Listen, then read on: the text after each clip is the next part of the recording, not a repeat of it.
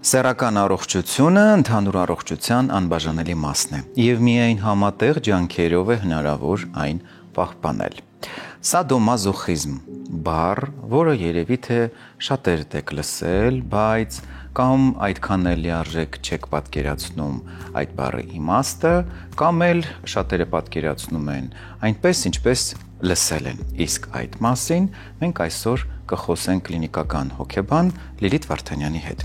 Լիլիթ, բարի քեզ գիշեր, շնորհակալ եմ հրավերն ընդունելու համար։ Բարև ձեզ, շնորհակալություն հրավերի համար։ Առօրյայում, ինչպես արդեն ես նշեցի, շատ հաճախ է օգտագործվում սադոմազոխիզմ տերմինը եւ շատերը իսկապես չգիտեն, թե ինչ է նշանակում սադոմազոխիզմ, երբեմն այլ իմաստով են կիրառում։ Եկեք նախ բարձրաբանենք եւ հասկանանք, ինչ ասել է սադոմազոխիզմ հատկապես հոգեբանական տեսակետից։ Սադոմազոխիզմը պարաֆիլիա է, սեռական խանգարում եւ ագրեսիան է,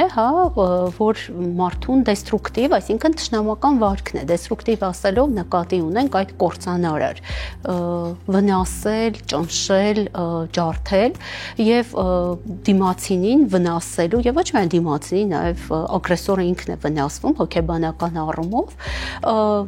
թշնամական, վարք է, ագրեսիվ վարք է, այո, որտեղ որ հաճույք է ստանում դիմացինին ցավ պատճառելուց, ֆիզիկական, հոգեբանական եւ տարբեր կերպով է արտահայտվում, այսինքն սադո, երբ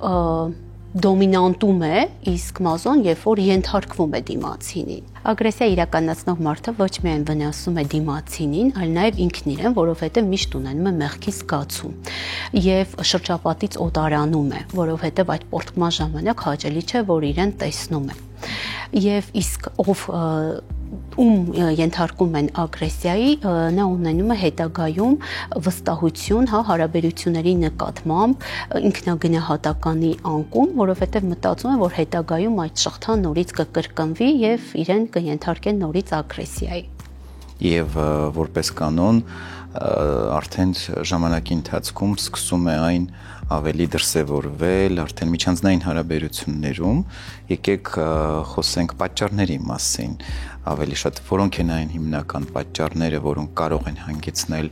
ագրեսիվ վարքագծի ձևավորմանը, իսկ հետագայում էլ արդեն դրա ծայրահեղ աստիճանի սադոմազոխիզմին։ Այո, պատճառները շատ բազմազան են եւ հոգեբանական տեսանկյունից երբ խոսում ենք, այստեղ ընդհանրապես ագրեսիան ինչ է, կուտակված էմոցիաների միանգամից ներքին լարվածության թոթափում, երբ որ ինչ-որ բաներ են, մանկական ագրեսիան ինչպես է արտահայտվում, երբ այդ անկարողությունը, երբ որ ամեն ինչ իր ուզածով չի գնում, հասուն տարիքում շատ բան չի փոխվում, եւ սա վարքագիծ է, ավելի կործանարար, դեստրուկտիվ, ինքը առողջ վարքագիծ չէ, եւ այս տեսանկյունից արտահայտվում է եւ վերբալ մակարդակով, արտահայտություններ խոսքային եւ ֆիզիկական եւ հոգեբանական։ Արտահայտություններից օրինակ, եթե միջանձնային հարաբերությունների մասին ենք խոսում, ինքը բնականաբար շատ հոգեբանական եւ հուզական լարվածության է բերում եւ կյանքի որակը շատ ընկնում է, զույգերի մոտ։ Եվ խոսքային մակարդակով ինքը կարող է արտահայտվել քո մոտ ոչինչ չի ստացվի, ես գիտեի, որ այսպես կլինի, ենթադրենք հարաբերությունը չի ստացվի։ Հրահրող գործում։ Հրահրող, այո, սադրող, այո, քմծիծաղ նույնիսկ, եւ այս ամենը, այո, ագրեսիա։ Պատճառների մասին, եթե ես խոսեմ, առաջինը հուզական կարգավորման այդ բացակայությունն, այսինքն զսման մեխանիզմները շատ թույլ են, ինքնակարգավորում, որ դու կարողանաս կարգավորել, քո վարքը, որ ամեն ինչ քո սրտով չի կարող գնալ,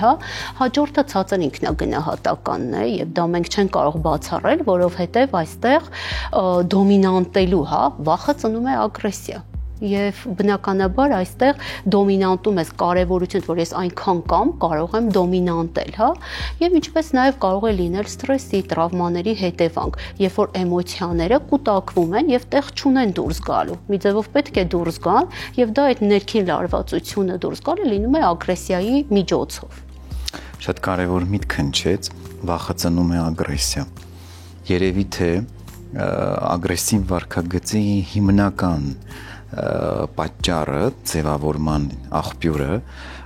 վախն է, որը ծնում է ագրեսիա, ինձ հետաքրքիր կլինի ձեր կարծիքը, եւ մանուկ հասակից հատկապես, երբ որ վախը արդեն ժամանակի ընթացքում սկսում է շատանալ նաև ծնողների ոչ կոնստրուկտիվ դաստիարակության հետևանքով, արդեն դա արտահայտվում է ագրեսիայի տեսքով։ Այո, շատ ճիշտ եք նկատում, այստեղ ոչ միայն վախը, հույզերից չառանձնացնենք, հույզերի ճիշտ չարտահայտումը, ենթադրենք մարդը ամբողջ կյանքում լսում է, որ կոնֆլիկտը վատ է, ինքը չի կարող ուղիղ ձևով դա ասել, որ վատ է, եթե մենք պասիվ ագրեսիայի մասին խոսենք, նույնիսկ թվում է, թե ինչ է անում, որ ագրեսիա է, օրինակ հաճոյախոսություն կարող է անել պասիվ ագրեսիայի տեսանկյունից, այսօր տեսքդ լավ է, ստացվում է, որ միայն այսօր է լավ, կամ վերջապես դա քո մոտ ստացվեց, այդ էլի սադրող արտահայտություն է, ստացվում է, որ չէի սպասում, որ կստացվի, վերջապես, կամ հենց այսօր քո տեսքը լավ է, եւ այո, մարդիկ սովոր չեն ուղիղ ձևով իրենց մտահոգությունները ասել, եւ վարկը միանգամից դուրս է մղվում, ագրեսիայի տեսքով։ Լիլիթ, խոսենք բարդությունների ու հետևանքների մասին, որոնք են այն հիմնական բարդությունները, որոնք կարող են առաջանալ, եթե ժամանակին չփորձենք կանխել խնդրի խորացումը։ Այո, եթե մենք խոսում ենք միջանձնային հարաբերությունների մասին, զույգերի մոտ, եթե այնտեղ կան երեխաներ, այստեղ վտանգ կա, որ դա կարող է համարվել նորմալ վարքի ձև, ագրեսիան։ Եվ հիմնականում ինքն էլ լինի իր կյանքում, այդ փակ շղթան լինի եւ ինքն էլ լինի բռնարար։ Այսինքն այնպես չի, որ իր հետ այդպես վարվել են եւ ինքը դա չի կրկնի։ Ընդհակառակ այստեղ վտանգ կա, որ դա հետագայում կդառնա նորմալ վարքի ձև։ Եվ պետք է խոսել, որ դա եթե անընդհատ կրկնվում է, այսինքն տոտալ վարքի հետ մենք գործ ունենք, ոչ թե բոլորս էլ ինչ որ պահերի լինում ենք ագրեսիվ, դա նույնիսկ էվոլյուցիոն տեսանկյունից պաշտպանական է, բայց եթե դա էսկալացիայի է հասնում եւ ոչ մի ռացիոնալ փաստարկ այստեղ արդեն չի օգնում, այսինքն կոնստրուկտիվ ոչ մի բանի մասին չենք կարող, արդեն սա դառնում է լուրջ խնդիր, որ մենք գործ ունենք, ագրեսիայի հետ եւ դիմացինը պատրաստ չէ կոնստրուկտիվ համագործակցային լինելու։ Այն նշեցիք ամուսնությունը, եկեք մենք հաճախ պրակտիկայում ենք դա նկատում, վերլուծենք որևէ մի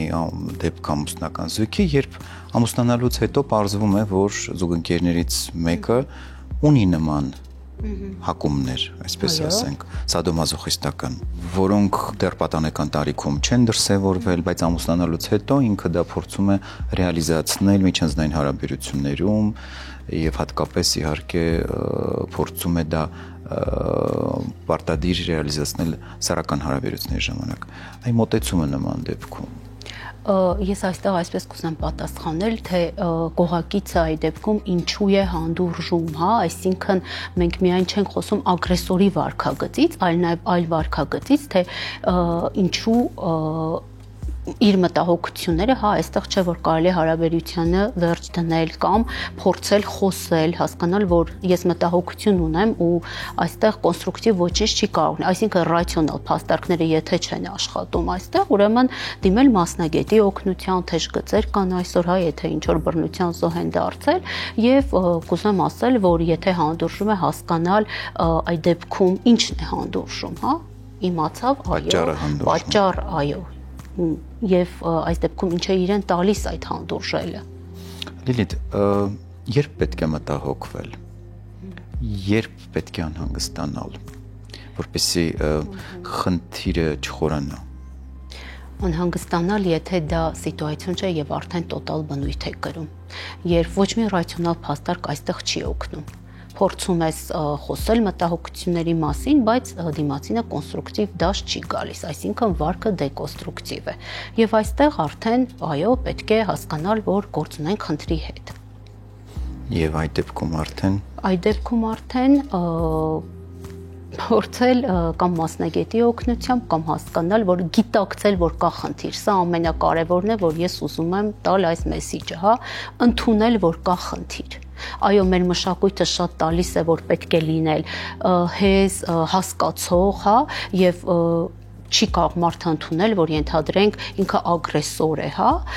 բայց ընդունել որ կա խնդիր։ Իսկ երբ որ մարդը գիտակցում է, որ կա խնդիր, ապա լուծման ճանապարհները շատ բազմազան են։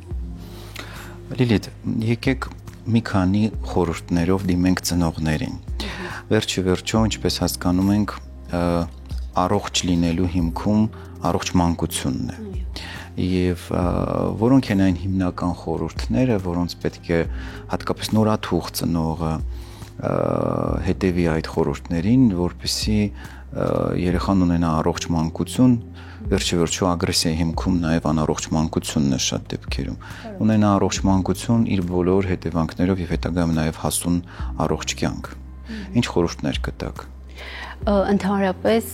խորհուրդ տալը հեշտ է, հա, մենք բոլորս է գիտենք, բայց այն հիմնական հաղորդագրությունը, որ կուզեմ ասեմ ծնողներին, որ սիրել իրենց երեխաներին անպայմանական, այսինքն այդ մանիպուլյացիոն արտահայտությունները, եթե դու լավ սովորես, ապա ինչ որ բան քո մոտ լավ կստացվի, ես քեզ շատ կսիրեմ, այսինքն пассив ագրեսորներ չմեծացնել, հա, եւ երեխան միշտ նայում է ծնողներին։ Ծնողները իր համար հայելի են, այսինքն առողջ հարաբերություններում, որտեղ կան սեր եւ հարգանք, երեխան դա շղթայով, վարքագծով իր հետ կտանի հասուն հարաբերություն։ Շատ բարի։